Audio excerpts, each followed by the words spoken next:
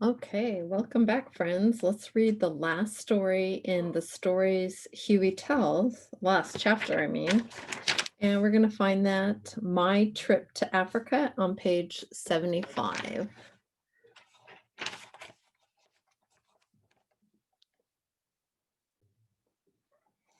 My Trip to Africa. I looked up. The sky was blue, perfectly blue. I wanted to know why. I went down to my dad's workshop in the basement. He was working on Julian's bicycle. Why? I began. Can it wait a minute, Huey? My dad said. I'm trying to figure out this blamed thing out. I'm trying to figure this blamed thing out. I went upstairs to the den. My mom was sitting at the desk. Mom, why is the sky? I began. Oh, Huey, my mom said. I was adding numbers in my head for income tax, and now I have to start all over again. I went outside. Julian and Gloria were kneeling on the lawn, working on a new, improved zebra trap. Julian, I said, why? Look at this, Julian interrupted. We have a carrot partway under a rock. A rope is partway under the rock, too. When the zebra picks up the carrot, he'll move the rock and loosen the rope. That will make the cage door fall shut, and we'll catch him. What if the zebra's too smart? I asked. What do you know about zebras? Julian asked. A real zebra would kick that cage to pieces, I said. I went back into the house and dived onto the couch. I didn't want to know about the sky anymore. It's not blue all the time, anyhow, I thought. Most of the time it isn't, so who cares? I stared at the living room wall. It had some interesting things on it. Things from Africa. My mom had hung up there.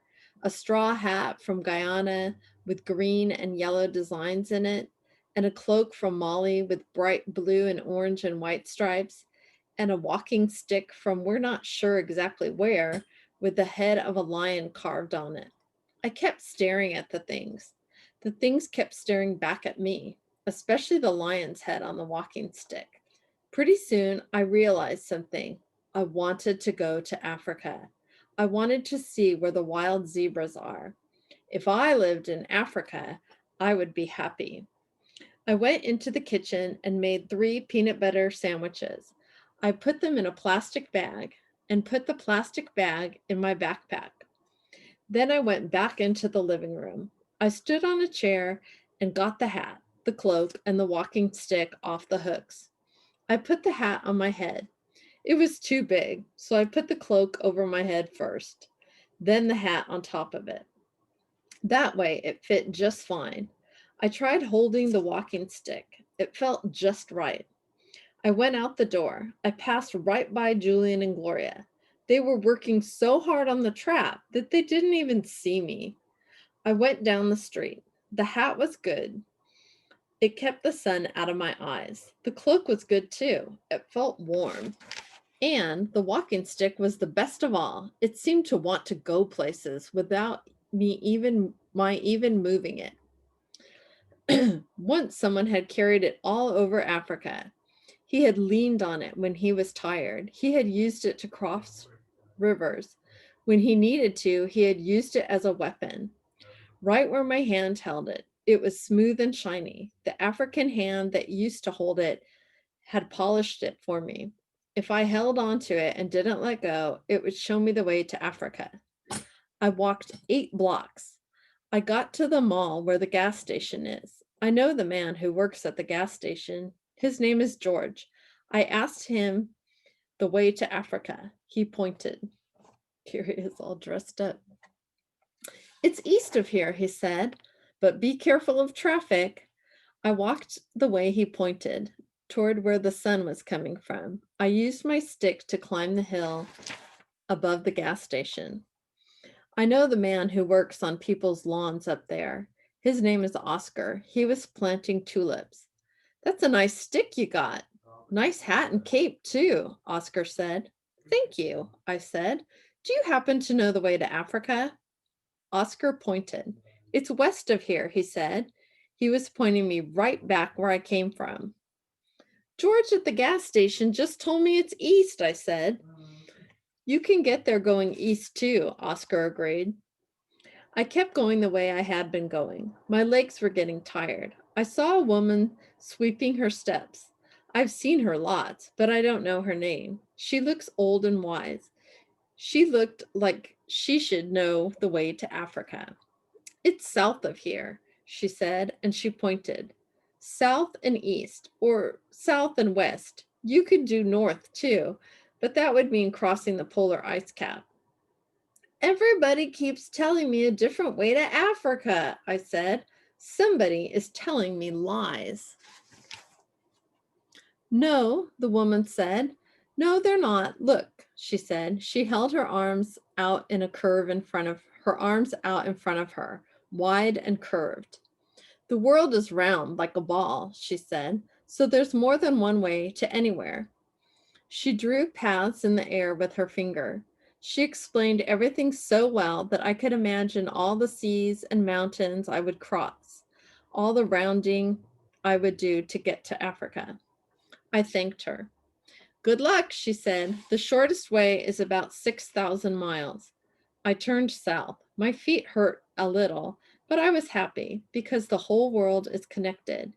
So even if it was a long way, I couldn't miss Africa. Even if I made a few mistakes, someday I would get there. Big clouds formed in the sky. They looked like the walls and towers of the ancient palaces in Africa. They made me glad I was going there.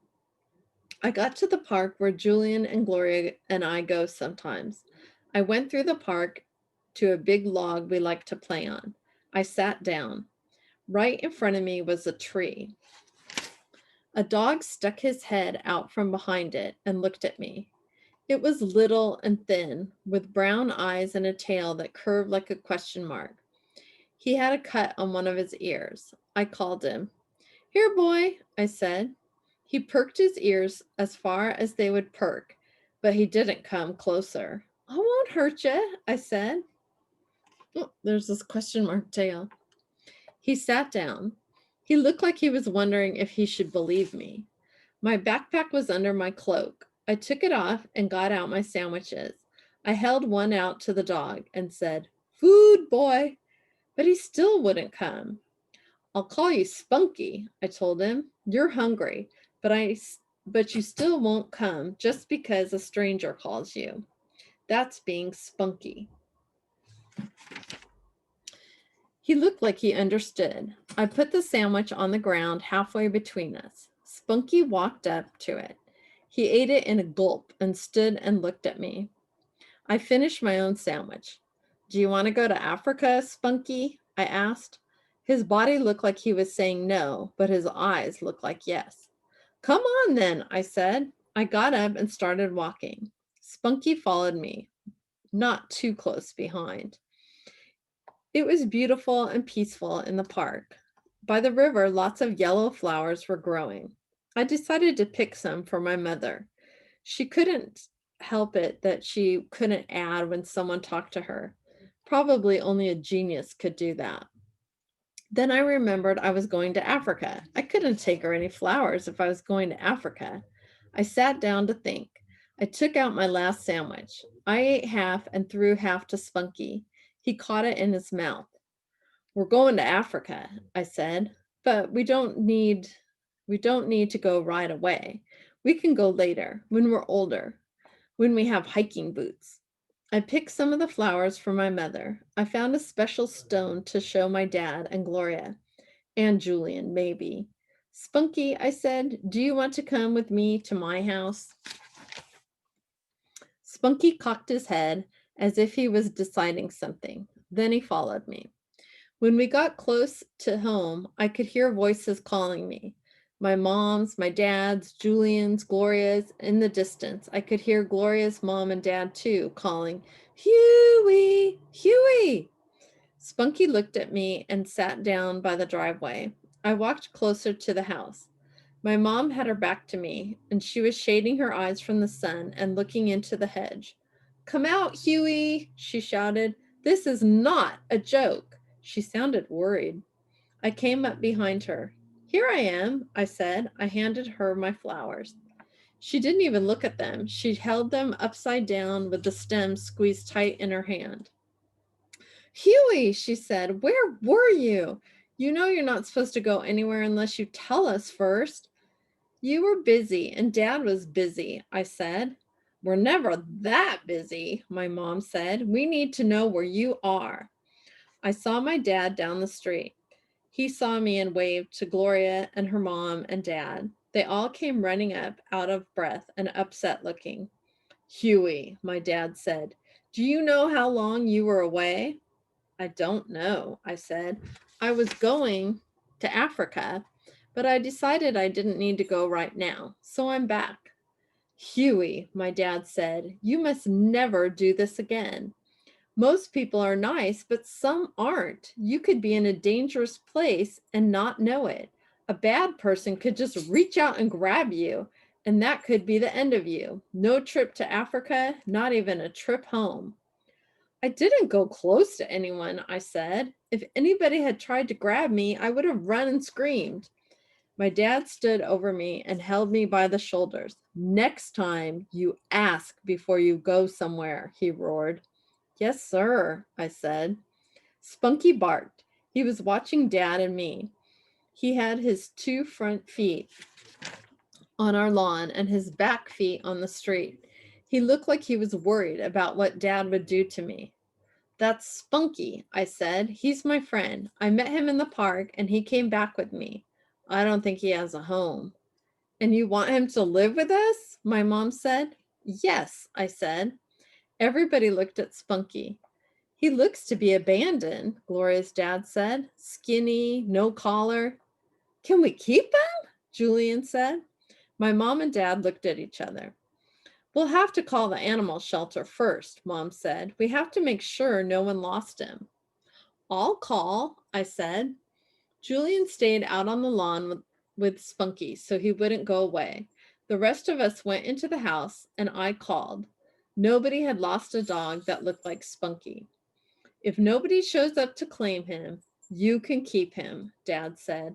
But if you ever go off without telling us, he's going to the animal shelter and he won't be coming back. I'll remember, I said. I won't go anyplace without telling you. So that's the way it was. We persuaded Spunky to come in the house and eat, and he stayed. My mom put eggs in his food, and his coat got shiny. Now he trusts us. He's my dog and Julian's and partly Gloria's too, but mostly he's mine. I'm the one who found him. I'm the one who named him. When I feel bad, I can tell him things I can't even tell Gloria. When I'm sad, he puts his head on my arm and licks my hand. He likes a little moan. He makes a little moan in his throat and shows by his eyes that he understands. The cloak and the hat and the walking stick are back on the wall. I'm glad they went on the trip with me. Things like that, things like to be used. The world is a lot bigger than I ever knew. And sometimes I know it can be dangerous, but it's beautiful too. And someday I will go to Africa. P.S. Julian hadn't found any more tracks. He really wanted to see a zebra or an elephant. He got the idea that if we had a tree house, we could stay out of sight and watch for wild animals from above. So my dad helped us make a tree house in the pine tree in front of the house. It has a big platform, big enough for all of us, Julian and me and Gloria, to lie on. It has steps up the trunk that you can climb to get to it. And it has a special rope ladder you can climb too. One day, Julian figured out how to get Spunky up there by putting him in a basket that we hauled up the rope and a pulley. I think Spunky liked being with us, even though he thought it was a long way off the ground. Once we got him up in the treehouse, Julian started wondering. Maybe it's because of Spunky that the animals don't come around anymore, he said. Maybe they smell him and they're scared of him. I wasn't going to say anything. I'm a tracker and a traveler and a scout. I am silent, but I couldn't stand to be silent anymore. Julian, I said, I was the raccoon. I was the zebra. I was the elephant. And I explained it all. Julian got very angry. Why did you do that to me? He said. Because of the way you treat me, I said.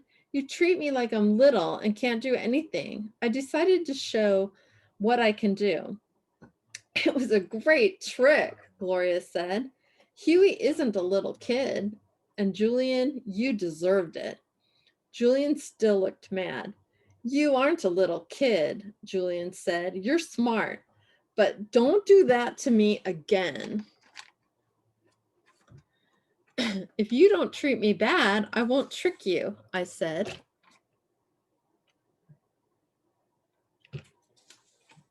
Since then, Julian and I are friends. He even showed me everything in the tracking book and read long parts to me, parts about the habits of animals and how they like to come to water holes at dusk.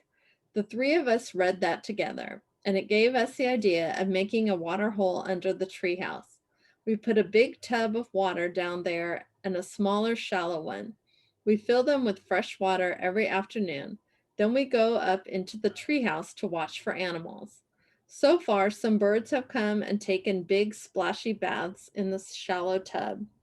Gloria's mom says if she helps out at home, Gloria can take some binoculars up to the treehouse so that we can see the birds even closer. My dad says he'll get us a book and an audio tape so we can identify different kinds of birds and get them to come to us by copying their songs.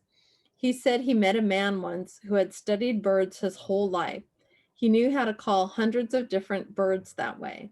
He would just make one or two calls, and out of nowhere, dozens of birds would come flying to him. Maybe one day we can do it. My dad says if anybody finds wild animals around here, it'll be us. I think he's right.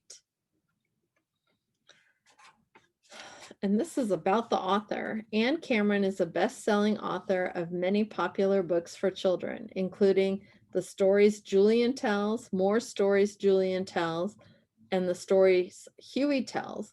Her other books include Julian, Dream Doctor, Julian, Secret Agent, Julian's Glorious Summer, and The Most Beautiful Place in the World.